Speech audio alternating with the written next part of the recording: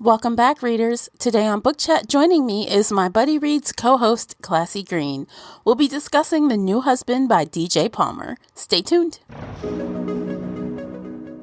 Today's episode is brought to you by The Boyfriend Project, written by Farah Rashan. It's the Mocha Girls Read National Book Club's July Book of the Month. Visit their website and join in today. Smaya Brooks thought she would never be that girl, but a live tweet of a horrific date just revealed the painful truth. She's been catfished by a 3-timing jerk of a boyfriend. Suddenly, Samaya, along with 2 other girlfriends, London and Taylor, have gone viral online. Now the 3 new besties are making a pact to spend the next 6 months investing in themselves. No men, no dating, and no worrying about their relationship status. For once, Samaya is putting herself first, and that includes finally developing an app she's always dreamed of creating, which is the exact moment she meets the deliciously sexy, honey-eyed Daniel Collins at work. What are the chances? When it comes to love, there is no such thing as coincidence. But is Daniel really boyfriend material, or is he maybe just a little too good to be true? The Boyfriend Project is available now in paperback, ebook, and audiobook from your favorite bookseller. Learn more by visiting mogagirlsread.com.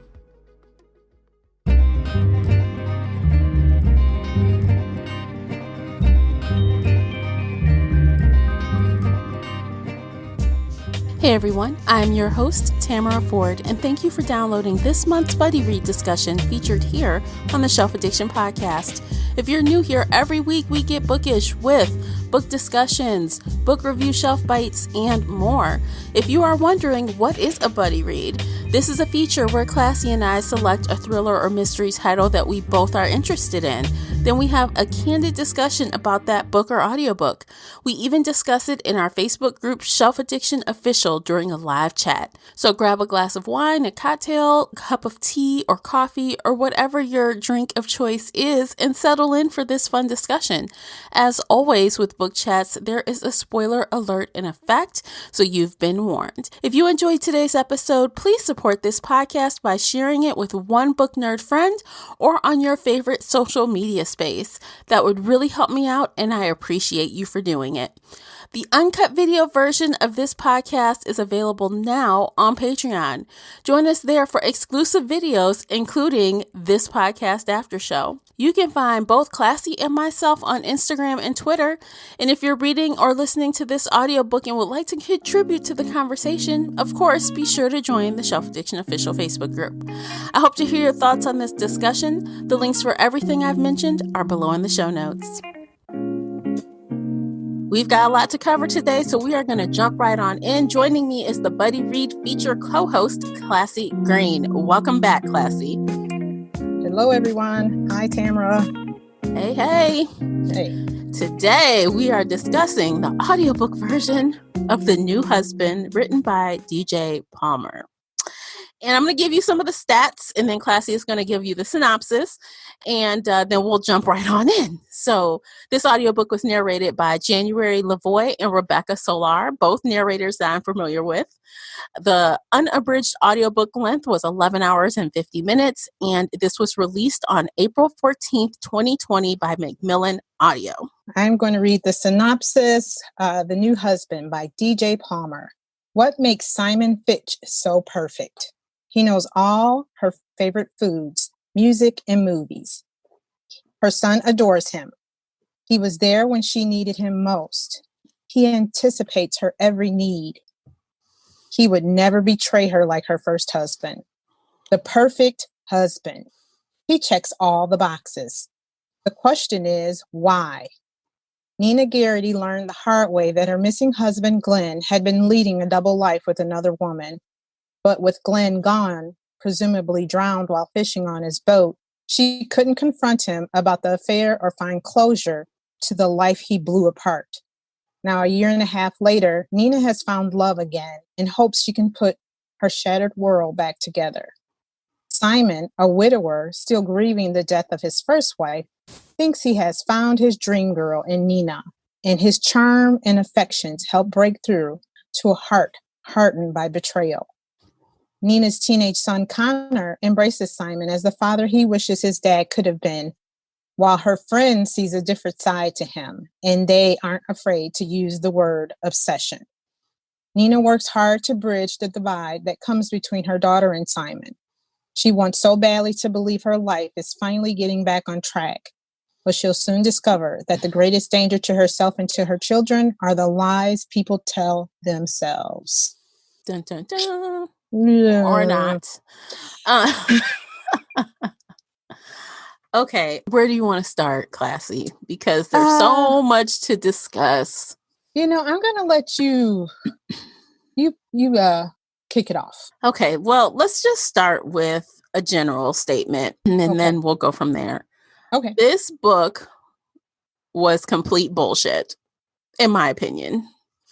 There was so much I didn't like, and then when I started getting more into it and texting with you, and then and this is my own fault, because with all of these initial author names, I should never assume it's a woman. Yep. And then when I found out that DJ Palmer was a guy, I was instantly more upset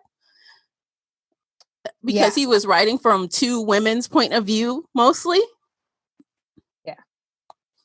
Yeah. I knew he was a man from get-go. So, I was kind of pissed off with Nina's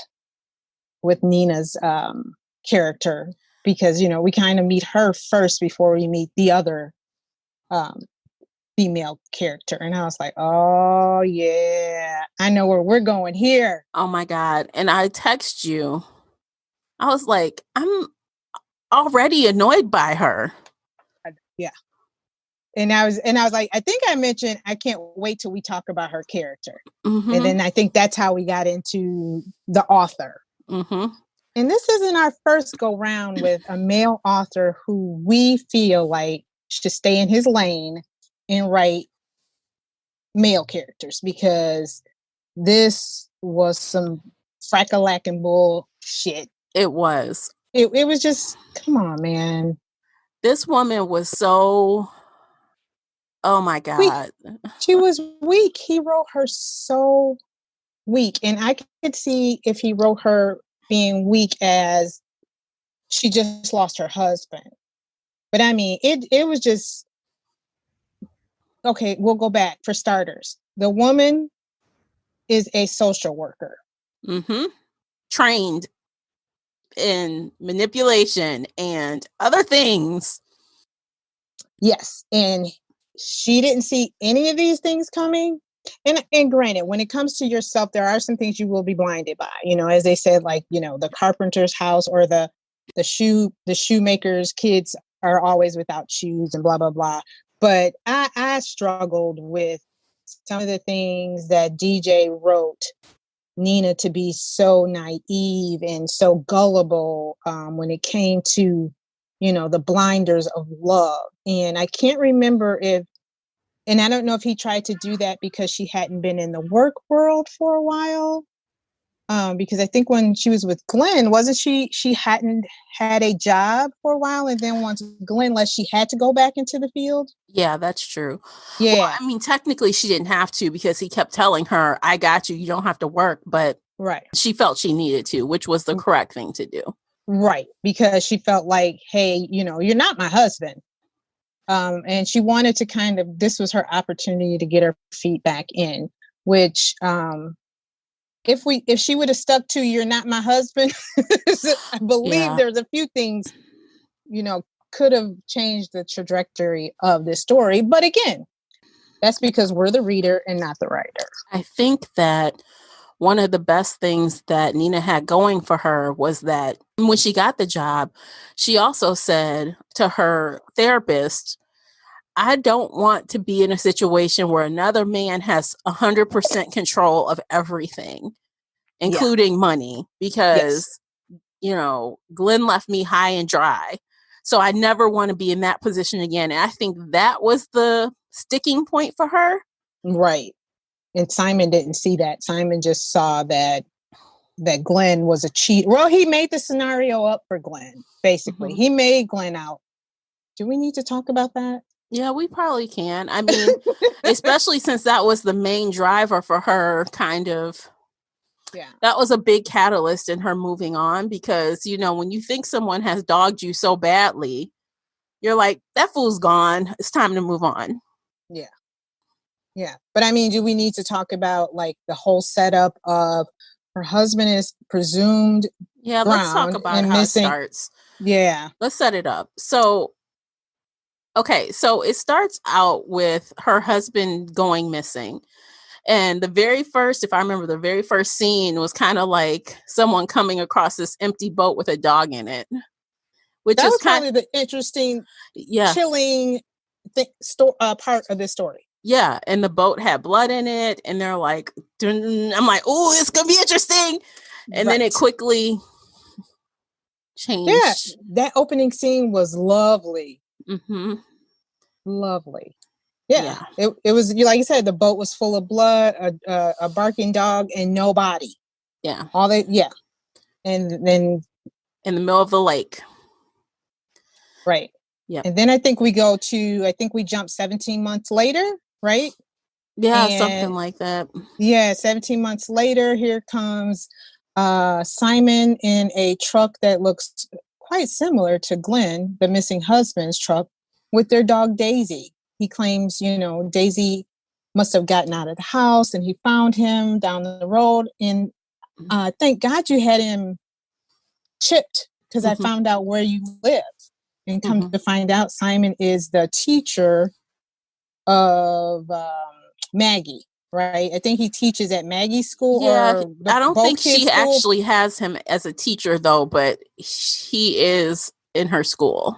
Right. And I think Simon too. So I think she's got to be like 13 maybe. Are they in middle school? I think. Yeah. I can't remember. Sure. But with that little town, who's to say?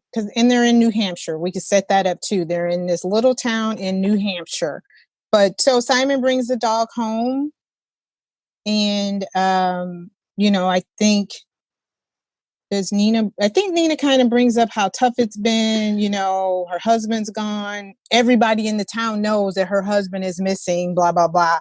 And Simon decides to take her out to dinner instead. I think she offers him dinner for bringing Daisy home, and he flips it or whatever. Long story short, a relationship develops and they're moving in together.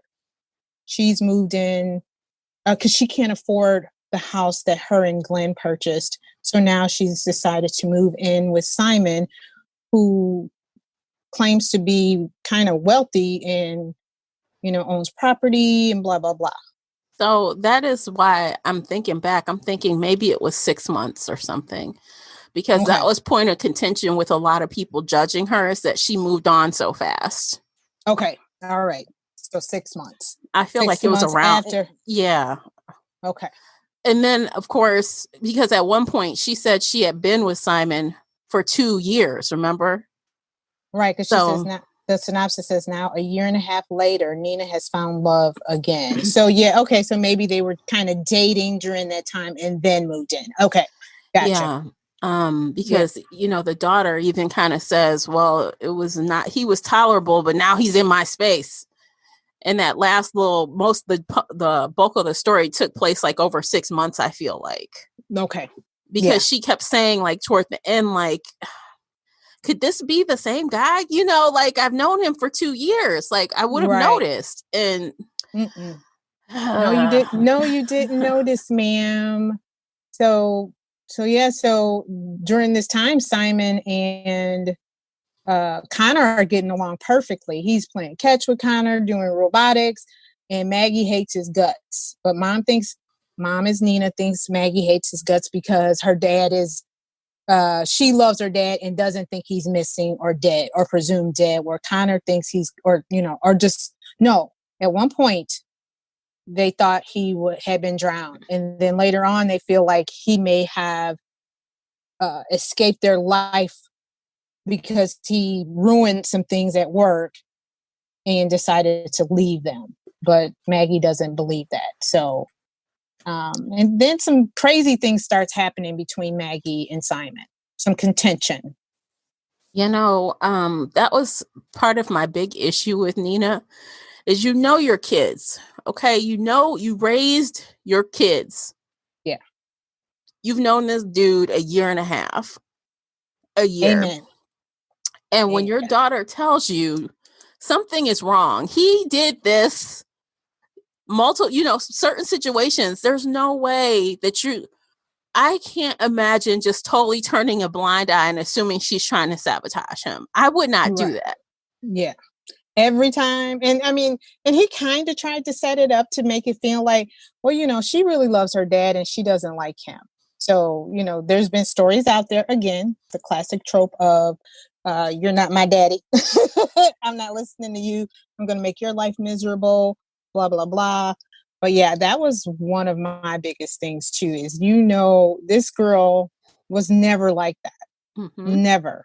That even the mom had mentioned it before. What's going on? What's going on? And then you got Mr. Smooth Talker, who's a teacher, who's, and mom believed Simon every time. And that's what's so crazy is because and this is another, Nina has so many faults for me. Yeah. This dude is gaslighting you and you're not even noticing it. Yeah. And you're a professional. You've been trained. Yeah. You can't identify when someone's gaslighting you. Right. And emotionally right. The abuse. It was just like, hello, red light, ma'am. You don't see any of this. It was just like, you're the abused victim. You're the victim, really. And you don't even see it. And when he called her 7 times in one day, I lost it. I was like, huh? What kind of teacher are you that you can call her 7 times throughout the day? Yeah. So I was like, okay, DJ, that was all off. There's no way a teacher is able to call somebody 7 times a day. And I'm sorry, those calls wouldn't have been picked up. No, I wouldn't have answered. No. Like, that's crazy. That's cuckoo crazy. Yeah. That's a little obsessive. He was constantly doing the whole, congratulations, I'm so proud of you. But, when things go bad, and they will. Yeah. Right. And that was the other thing. When things go bad, and they will. And lo and behold, next chapter, next couple pages, the bad thing has happened. You don't see this, Nina. You don't see it. You were so blind for love, or, were you just missing someone in your life that much? Because he was only gone, a year, right? Yeah. And the only difference, according to the synopsis and DJ Palmer, the only difference between Glenn and Simon is money. Mm-hmm. Because Simon was trying to be Glenn. Mm-hmm. He wore the same cologne. He did certain things, because she was saying there's car. Yeah. So it's like the only difference was money. It wouldn't that, as an individual, that would creep me the fuck out. I'd be like, okay, you're too similar to my husband. So instead of that comforting me, it's creeping me out. So we can't date. Yeah. Because, she said she bought him cologne, but every time he wore it, it always smelled like Glenn. Because he was wearing something else and lying and saying it was the cologne. Yeah. So my mind would be like, something's not right here. I would thought that a long time ago. But she DJ was delusional. Yeah, and that's the way he wrote her. Wrote her. Mm-hmm. He wrote this strong woman who is in social work couldn't see this. No. Yeah. And that bothered me. I wish she was a little more suspicious sooner. Even if everything didn't just come tumbling out of the closet, I think it would have been more suspenseful if she was fearful of him some, other than the one time he kind of showed himself. Yeah, that's what I thought too, that it would almost be a reason for her to stay. That I'm a little afraid and I don't want my family. But she kind of stood up to him a couple of times, and then he kind of make her feel bad, and then and I'm like, Chick, you're stronger than you think you are. But she even noticed when she go out with her friends or want to go out with her friends, she even started thinking like every time something comes up, but she's not connecting the dots. And I'm like, this is my other thing. You're not 21. You're a full grown woman with two full kids who are at least teenage years, if not up to, you know what I mean? You're not new to this. Because she married late, right? Mm-hmm. Yeah, she didn't marry She's a young. grown up. She's a full on grown up. Right. But I'm just saying, you know, she's been out in the dating scene for a while. And the other thing is not only not believing your daughter, your friends who've known you for how long and who's been through something. I mean, granted, you're gonna have a few friends that got some different advice, but they all were consistent on what they were saying about this man. And then for him to lie and say, that's not what I said. So my thing is, oh, you didn't say that? Let me get her on the phone. Mm-hmm. Because your friend would not just make some shit up. No. And he's like, I remember that conversation completely different. I'm like, this fool just lying to your face and you just accepting it. Mm-hmm. Oh, maybe they are. They don't like him. Why don't they like them? Why don't they like him? These are supposed to be your road dogs, right? Like they have never shown any bit of jealousy towards you in the past. Nope. And now they're lying. And right. Yeah. And right. Because the one was a divorcee too, but still, there was no reason for those girls, her friends, to lie and to make Simon to be, you know, well, he made them out to be the bad person. And I mean, I'm sorry, I don't care what was going on. If my girls' trip had been planned for I don't know how long, you just gonna suck it up. Yeah, I'm going. I'm out. Deuces. But then she was like, oh, but what did he do? He threw the kids up there, especially Maggie. Well, you know, you want me to be here with her that whole time. You know, she hates me. I feel like, man, okay, this is the perfect time to send these kids to their grandparents. They'll go there for the weekend. Yep. We could solve this real quick. But he made her feel guilty. And I was just like, this has got to be one of the weakest characters, female characters, that I've read in a long time. And not just weak, but somebody I didn't like after a while. Yeah. You know, it was because I mean, I've read some weak characters, but I've felt something for them. Her, I felt nothing. I felt nothing for any of the characters in the book, except for Daisy and poor little Glenn. Oh, but we got to finish with the Glenn story. I guess we could cut to the chase about, you know, Glenn and his disappearance. Yeah, and that didn't surprise me at all. So when, you know, you get to that part and Glenn is the narrator, you realize, oh, Simon's had him the whole time. He's had him in a soundproof box under the stairs for 2 years. In his so-called rental home. Right. Yeah. Chained. And treated like a dog. Yeah. Oh God. He was beating him. Yeah. And I think we finally find out about Glenn. Well, we do find out about Glenn when he is texting with Maggie over this app. I can't remember the name of the app, Walkie Talkie, something like that. And all of a sudden we realize, because I'm wondering like, okay, because at first, I mean, I had a feeling that Simon was too good to be true. And I had a feeling he was probably the one who took Glenn, but I wasn't sure when it came to the app.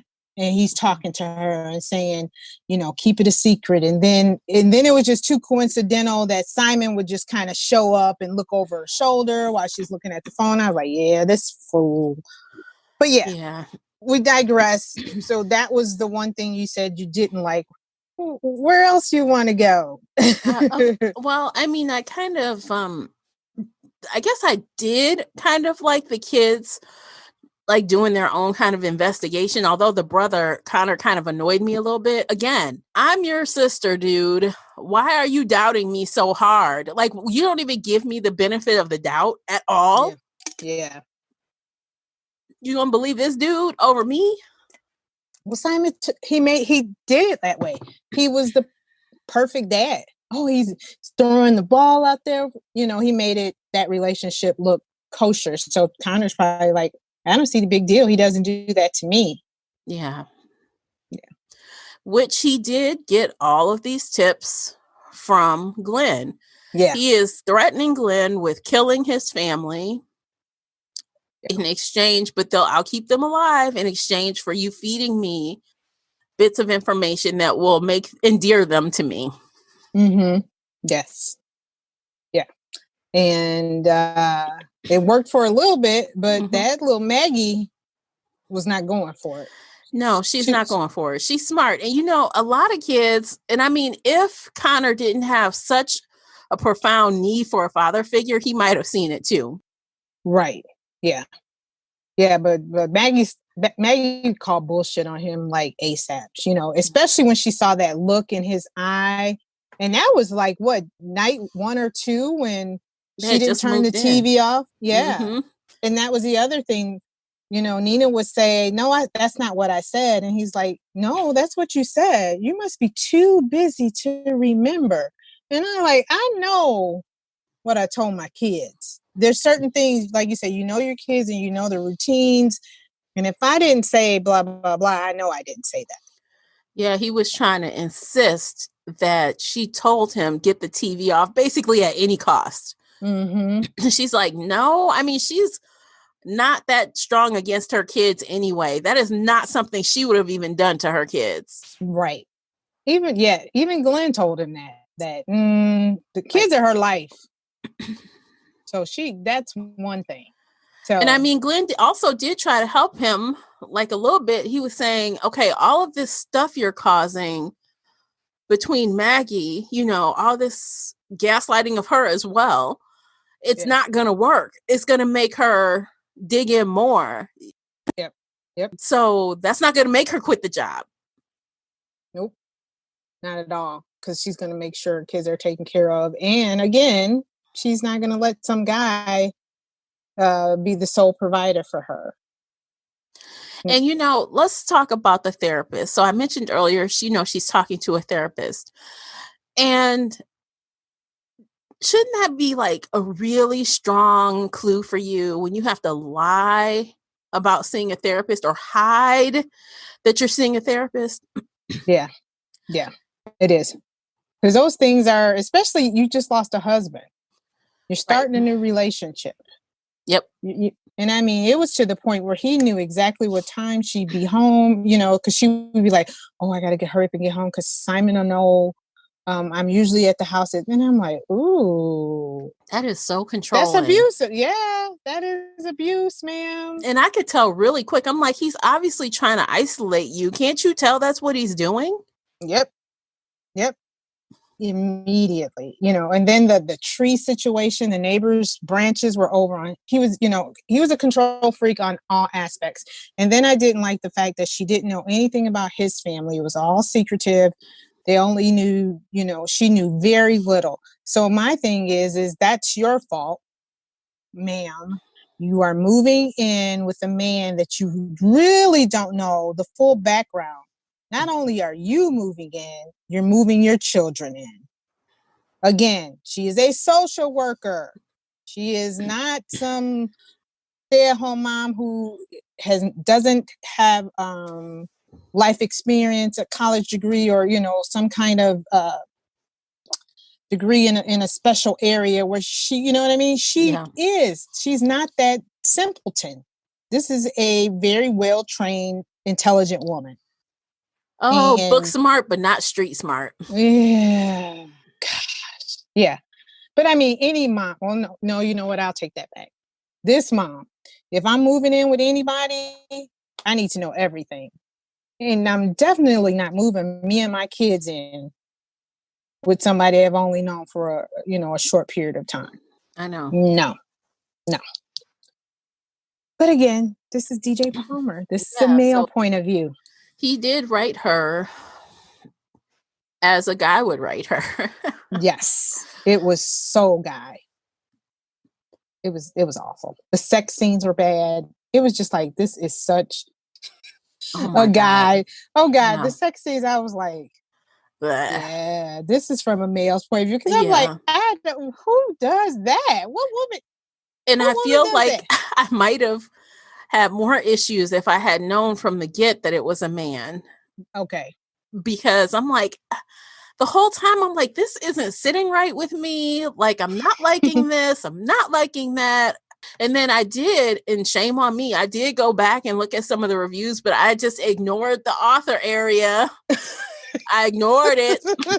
And I'm like, why do so many people have 5 and 4-star ratings for this book? I'm confused. Yeah. And then I'll see a few 1s and 2s, but I'm like, these are people that when you get it, you look at their Goodreads tags, they got the book from the publisher. A lot of them, or NetGalley. And I'm like, that is so wrong, because I take pride in my reviews. If it's bad, it's bad. I don't care where I got the book from. Yep. Yeah. And I was also wondering that too, like with the reviews, I was like, okay, so is this someone who's new to the genre, who hasn't read, something similar? Because I was scratching my head too, because I'm like, even 3.87 is a high average, I thought. Yeah. But yeah. It was nothing shocking. It was nothing shocking, nothing new. But I should have known, like, not to be funny, there were only like 5,000 ratings, like 5,100 ratings. So there weren't a lot. No. So clearly they didn't put a whole lot of money behind pushing this book, because there would have been twice that at least. And now I'm looking, he has 2 books. And there's another one. I don't know. Saving Megan or something? Yeah, right? Saving Megan, that was published last year. And it has about 5,400 ratings. And then there's another one, The Perfect Daughter, that must be coming out, because there's no ratings, there's no dates. Oh, okay. Yeah. So, don't have to worry about me reading that one. Look, okay, so last week, or maybe a couple of weeks ago now, based on when we're recording, Casey and I talked about book covers, judging a book by its cover. And I'm looking at this cover art. I should have said no when I looked at this cover. Yeah. I should have said no.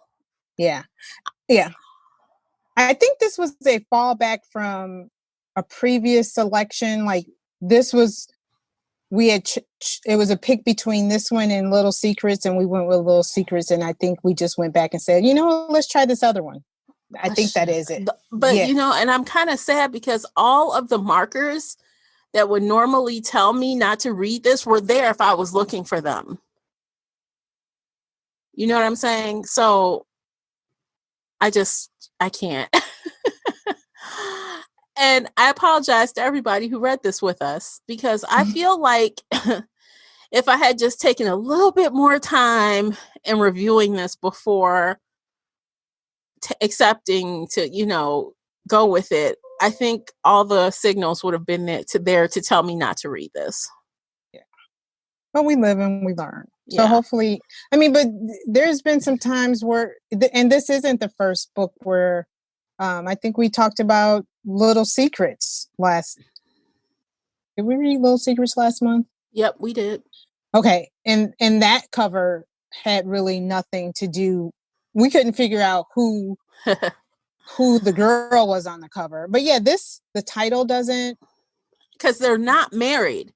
No. They never get married. So who the hell is the new husband? There is no new husband. They never even got engaged. If you remember, he proposed once and she said no. She had she had the common sense to say no.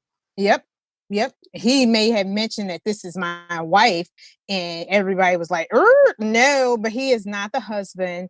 I don't know what these flowers on the deck are for, on the floor for. I don't even think he ever gave her flowers. No. This picture is very deceiving. The cover, is very deceiving. And so is the synopsis, and so is the title. I'm like, the new husband, they never got married. It's so crazy. That annoyed me so much. Well, they mentioned in the book that New Hampshire law was, they had to wait for 2 years. She had to wait for 2 years before she could even get remarried, and to prove that the husband had either left her, basically high and dry, or, just kind of deserted them. Mm-hmm. So what, they hadn't even they had made it maybe to this thing says a year and a half. So maybe, what is that, 18 months? So yeah. No, you were not, you still had some months to go become her husband, but again, she said no. Mm-hmm. Yeah. Yeah. So I'm like, this title is fake. The synopsis isn't that great. The But you know what, characters though? weren't that relatable.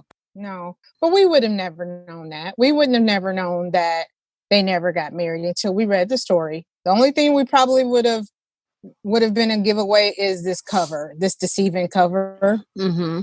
You know, we wouldn't have known that they never married.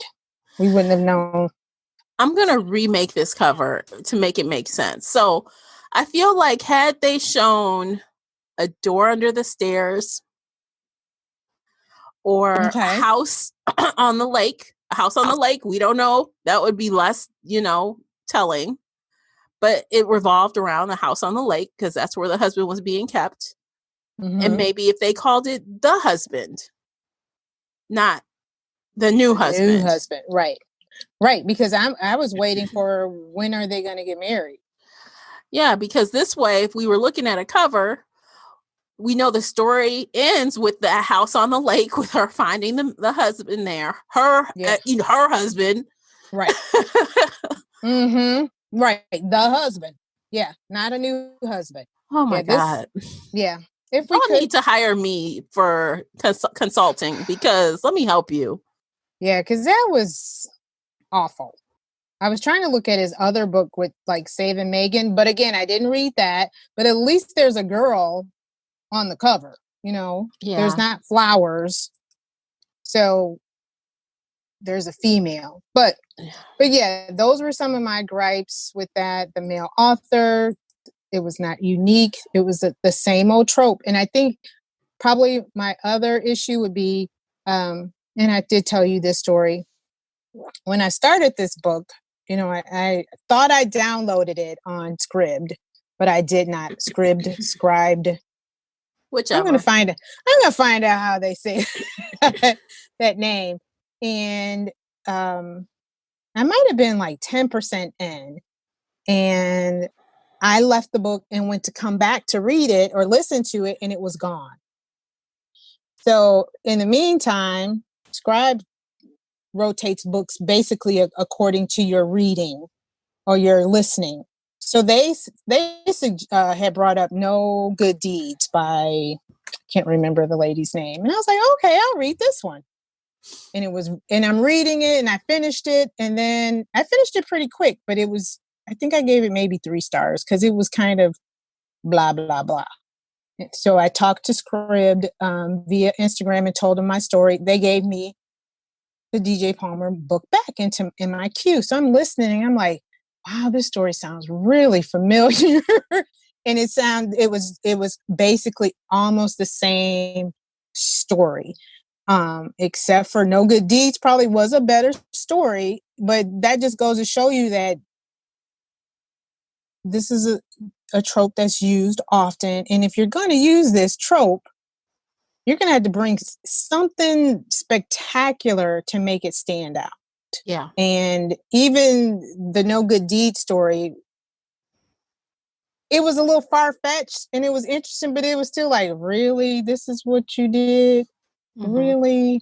So, and I think this is probably what also made me not like this story as much, because I just kind of read a story similar to this. Yeah. And it was just like, yeah, no.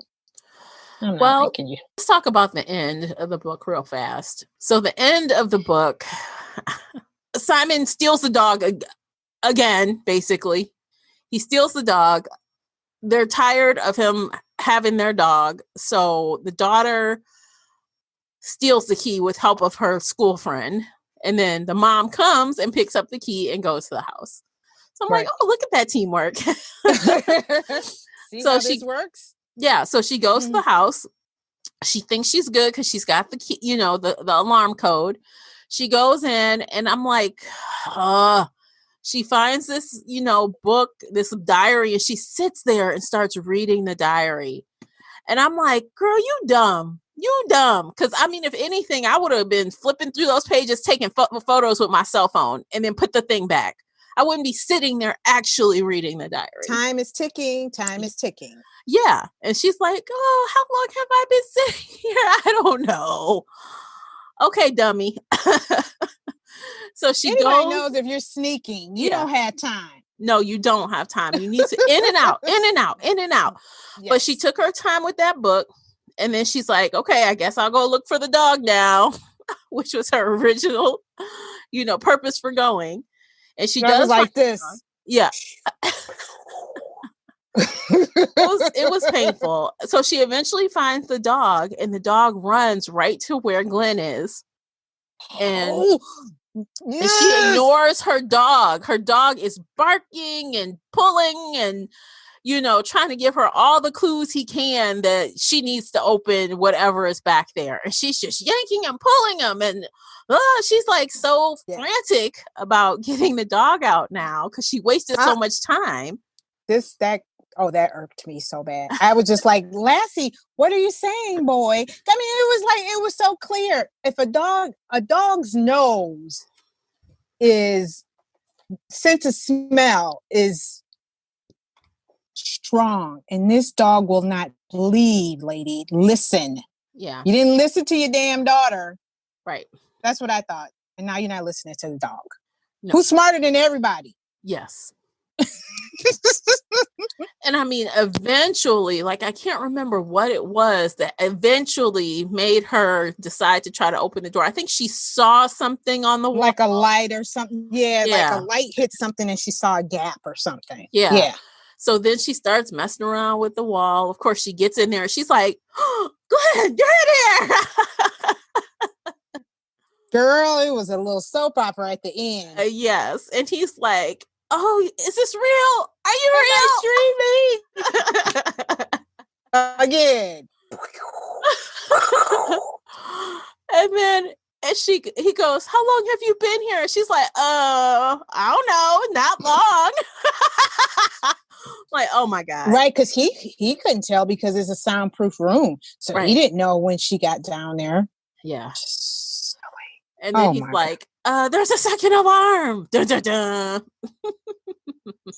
And then and then she remembers her son called, but she missed the call. And then it was just it was a rush. It felt like it was, I mean, it really wasn't a rush to get the story over. The story should have been over probably before that, but now all of a sudden it's like, what's gonna happen? Somebody's gonna die. Right. Who's gonna die? Apparently a few people. Yeah, I didn't think the detective was gonna die. I really didn't. Well, it didn't surprise me because I'm like, he's such an idiot.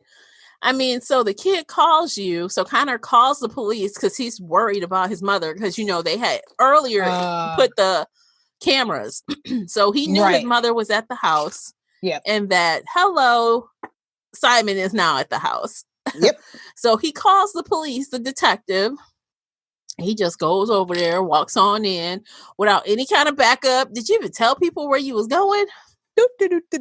Right. Well, they didn't know he didn't have backup until he's like his last dying breath. He's like, help me, please. Girl, I was like, can this get any worse? No, is this gonna get any worse? It was crazy. I'm like, what the frickety frack? And so in the end, Nina ends up killing him, basically. Killing Simon. Yeah. With a glass shard or something to the neck. And that's following her saying, I love you, trying to convince him, like, we're on the same team. Look this way. Like, don't look at the cop behind you. It was bad. It was so bad. Yes. I was like, this is like one of those, I wouldn't even call it a B-rating movie, where if you on Netflix where you're just looking and you're like, what is this? Okay. For shits and giggles, let me watch this. Yeah. And you're like, wow, thank God I didn't pay to see that in the theater. Exactly. Yeah. That's how I felt at the end of this story. I was like, oh God, the cop didn't call for backup. He's going to play superhero, which he was already a bumbling cop. or detective. And then the other part at the end. Oh, wait. So Simon tells Nina, because she says that I love you. She's confessing her love, hoping he won't kill her or Glenn. She's hoping. And he tells her about all this money. $200,000, $200,000. Yeah, from one of the wives. He took their money. Yeah. And they were going to start a new life. The wife that committed suicide that he actually murdered. Just crazy. Side note, he murdered his second wife and her brother. Right. Yeah. And tried to kill the therapist. He was shocked. He's like, oh, she's alive? She gonna make it? Oh. And Nina was like, that was a weird, reaction. And I was like, hello, the first time you guys are supposed to meet the therapist, she's dead, she's hurt, and then he reacts like that. Come on, let's put this puzzle together. Because he know the therapist would be like, lay her eyes on him for 5 minutes and be like, you in danger, girl. This guy crazy. Oh, yeah. She'd call his bullshit real quick. Mm-hmm. But I thought what was weird was, at the end of the story, because Nina wound up getting the $200. She went upstairs before the cop and the ambulance and everybody got there and took the money. And now she's like, I'm going to do this. I'm going to pay this. I'm going to start a fund in the name of Hugh Grant for addicts, and I'm going to take care of the detective's widow, and I'm going to do, and I'm like that money doesn't stretch that far. That's not a lot of money. And I'm like, maybe in New Hampshire, I don't know, but I'm like, you run it through, honey. Quick. And then she shows up with a book deal. Like, we can write our story. What the? Yeah. I was like, and you guys gave this how many stars? Yeah. This was some, again, Fraggle-lagging bullshit. Yes. A book deal. But not right now. Let's give ourselves some time. Mm-hmm. Are y'all kidding me? So, yeah. And then the husband's excuse for, spending all their money over the last couple of years where he really didn't have a job, that excuse was dumb AF as well. Oh, I was going to tell on them for some bad practices, and then they fired me, and then they put this bad report on my scorecard, and I could not find another job. I'm like, why wouldn't you just, and the wife Nina kept saying, I would have understood that. Why didn't you just tell me? This was kind of like DJ Palmer. They like, deadline, wrap it up, sir. You're on deadline. And he pieced some crap together because at the end, it seemed like it was just getting worse. Mm-hmm. The further he got to the final, the finale of this story, because I was like the $200, the $200,000, the story of why he wasn't working for 2 years, and you're just going out to Carson. I'm like, he going out to fish every day and contemplate life. Bitch, get your ass home and tell your wife what the hell is going on. And then they make that like it's okay. How about you find another job in another field? Yeah. How about you switch jobs? It doesn't have to be in finance. Find another job. Thank you. For one, I'm just going to say it. You're a white male. You're going to find a job better than my husband would. Quit playing. Yeah. You can go find it. And you got friends that will hook you up. Quit playing. You better say that again. Use your connections, Glenn. And I think that might have been a little bit of my soreness. It was just like, are y'all kidding me? Yeah. But this was pre-COVID and us being quarantined. This was pre-George Floyd when this book came out. So I think I was just like, bullshit. I'm calling all kind of shenanigans. Right. 2 years without a job and you going out on a boat. How the hell you still have a boat, Glenn? I see people every day that get jobs they have no business having, but they get them anyway. And then you gonna pay simple jobs, big jobs. High level management, director level jobs. And You're right. Putting gas in a boat is not cheap. So you burning money on gas to fill a boat so you can fish? All of that daily came to my mind. Yeah. I was like, oh, whoa. You dipping in our finances so you can go sit on the water and think. I got something for you to think about, Glenn. Yeah, how about you think about this? Let me knock some sense into your head because that's dumb.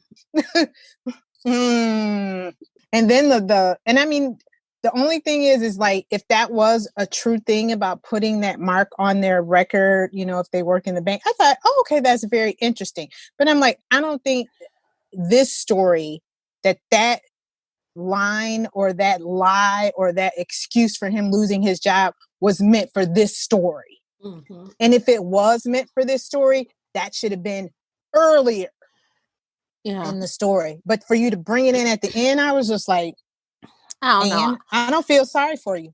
And when you start breaking down how things work in real life, it just didn't make sense. So for example, Nina is like, Maggie has, an allergic reaction. So like, she clearly goes to the doctor. She sees her kids probably go to the doctor often. You mean to tell me you never once noticed that you had a different insurance card without the name of a company on it? Hello, every insurance card I've ever had a company name on it. Yep.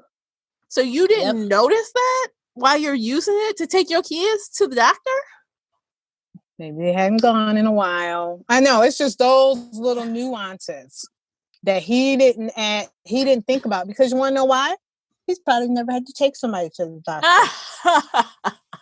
So he's probably never even thought about those little things, because if Glenn is out of work for 2 years, they don't have insurance again, like you said. And even if he did buy Cobra, because he was dipping in their finances, Cobra is a totally different thing. So now all of a sudden, you're worried about insurance. Mm-hmm.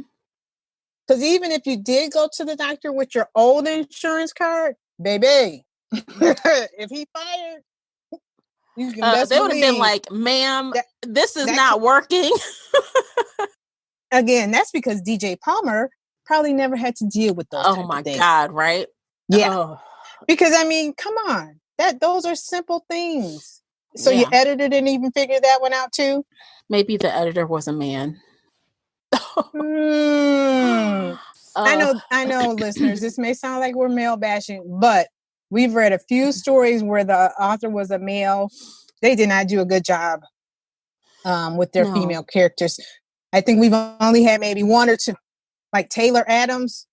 Yeah. I cannot speak enough and cannot speak highly enough. And if you've listened to us long enough, but Taylor Adams and his description of the female characters in this book were lovely. Mm-hmm. I mean, we were just like thrilled. I think I struggled a little bit with Riley Sager or somebody in the female characters, the way they write them. But this was probably the worst. It was rough. Yeah. I mean, he really needed some female beta readers, some adult female beta readers to help him a little bit more with these characters. Yeah. Because poor, the daughter, I mean, she just, even though she was very smart, she just came across whiny the whole time. Yeah. And she shouldn't have. She should have came across like, Mom, I know what the fuck I'm talking about. Yeah. Stop. You know what I'm saying? Not. But he did a good job on Ben, didn't he? He did a great job on Ben with Asperger. He did a phenomenal job. Yeah. But Maggie did. She came off as a whiny brat who just was trying to get her mother's attention, blah, blah, blah. And it was not that. She was she was really, in honest truth, her character, she was a badass who refused. I mean, this is my thing. That chick broke the antique mullet. She was down there sweating bullets like she was about to break this old gun that cost a lot of money. And she like, oh gosh, I'm gonna do it. And then she's like, oh, I feel so good. It's broken. Yes. Okay. I was like, go ahead. I was like, see, that takes some guts right there. But the way he wrote it, it didn't even come off like that. It's kind of campy.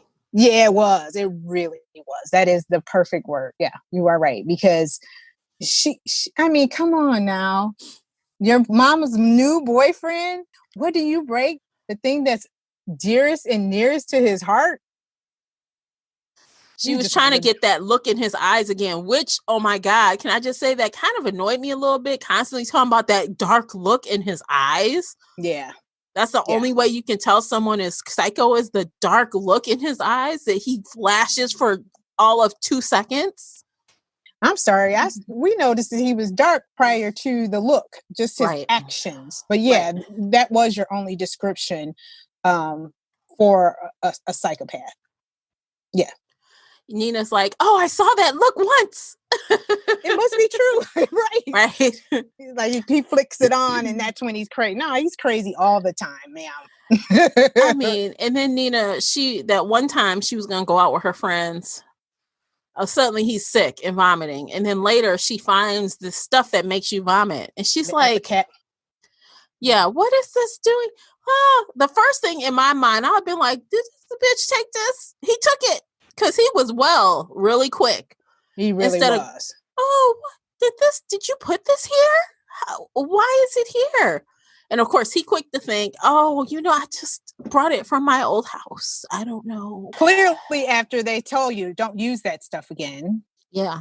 Because it, they don't even use it anymore. But yeah, it was just so many just bad things. Yeah. I'm like, did they give him an advance from saving Megan and they had no choice but to put this book out there? Because oh my goodness, it felt like one of the cheesiest.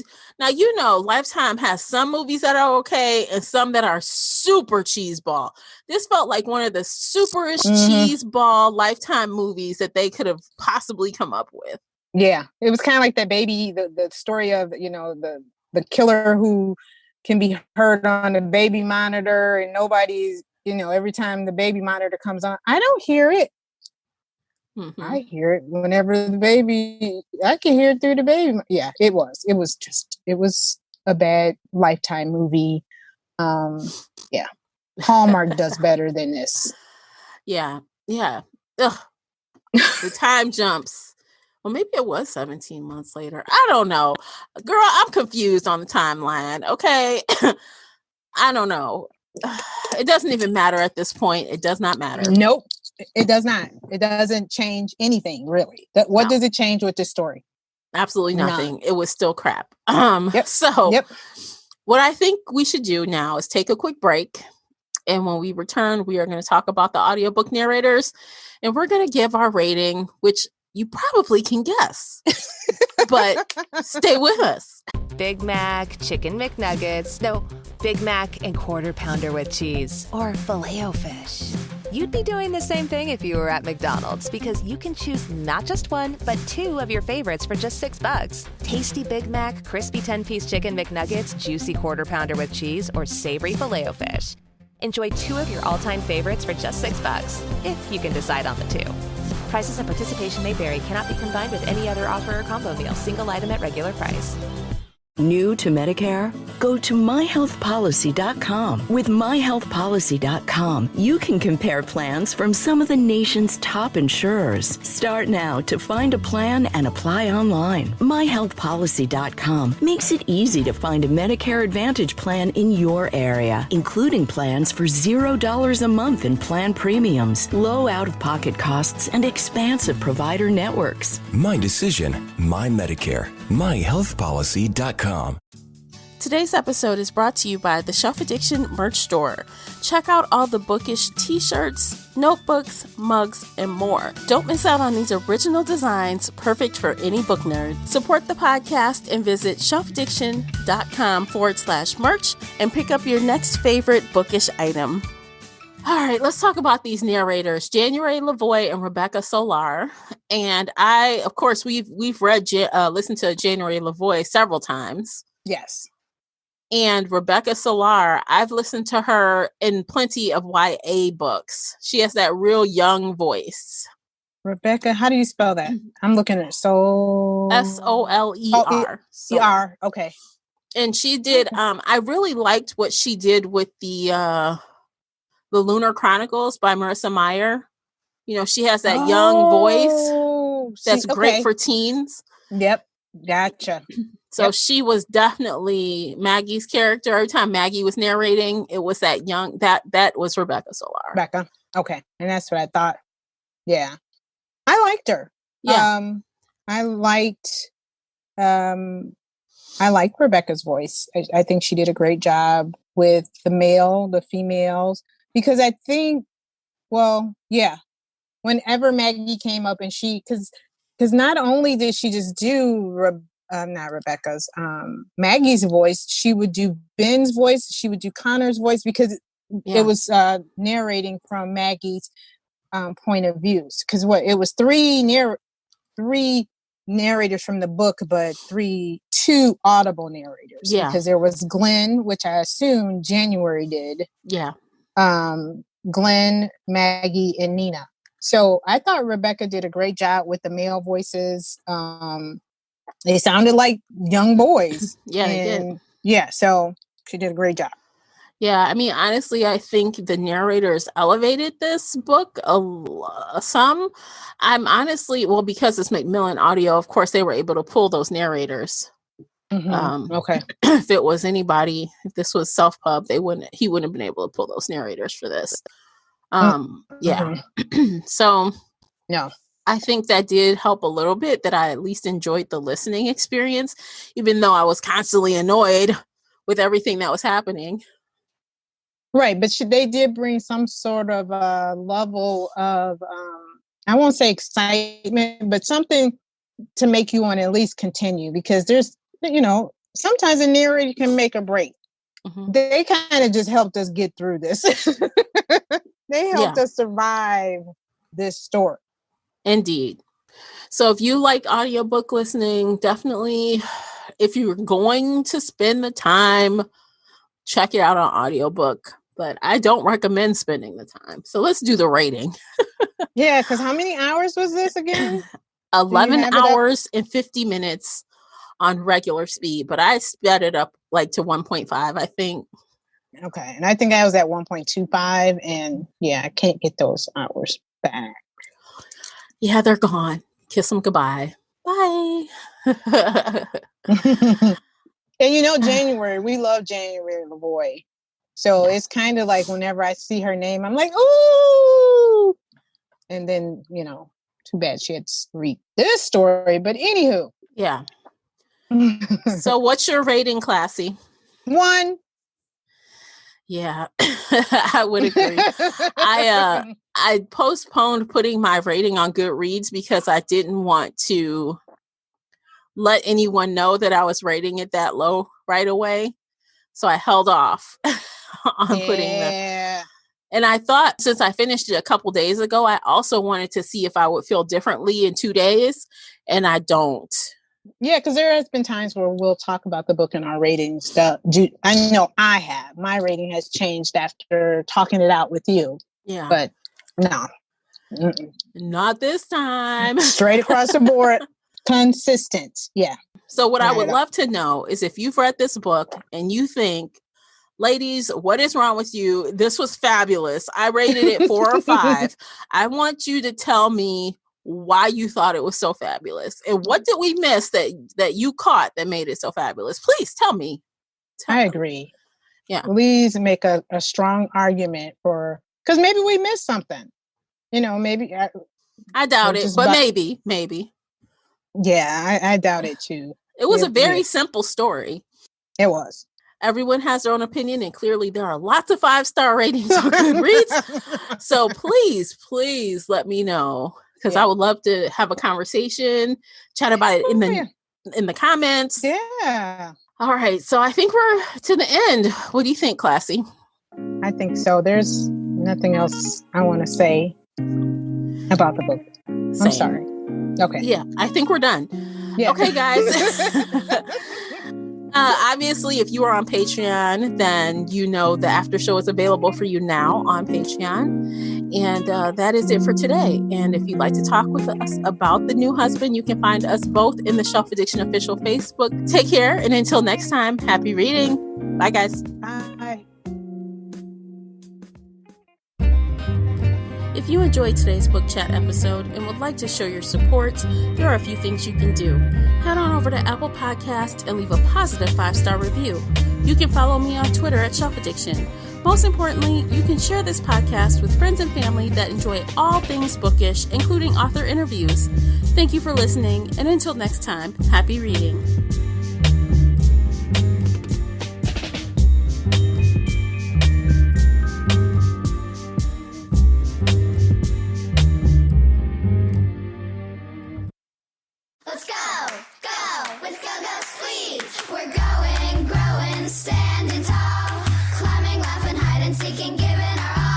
Kids' days are filled with adventure, and Go-Go Squeeze is there for every run, jump, step of the way. Made from wholesome ingredients like 100% fruit and veggies, real yogurt, and no artificial anything. In Go Anywhere pouches, so our kids can keep going wherever their adventures take them. Go-Go Squeeze, you make the memories, we'll make the snacks. Find us in the applesauce aisle.